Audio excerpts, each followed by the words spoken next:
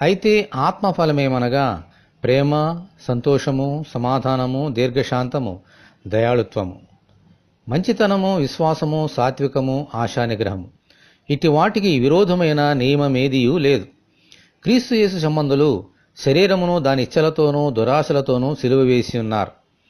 గలతీయులకు రాసిన పత్రిక 5వ అధ్యాయము 22, 23 వచనములు. మన ప్రభు అయిన యేసుక్రీస్తు నామములో మీకందరికీ శుభములు. ఒక రైతు తన పొలంలో విత్తనము విత్తిన తరువాత అది ఫలించినప్పుడు దానిని చూసి ఎంతో సంతోషిస్తాడు.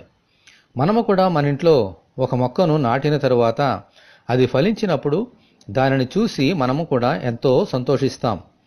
అదే రీతిగా దేవుడు మన హృదయమనే పొలంలో దేవుని వాక్యం అనే విత్తనము చల్లిన తరువాత ఆయన ఆత్మ ద్వారా మనము ఫలిస్తే ఆయన కూడా మనలను చూసి ఇంకా ఎంతో సంతోషిస్తారు.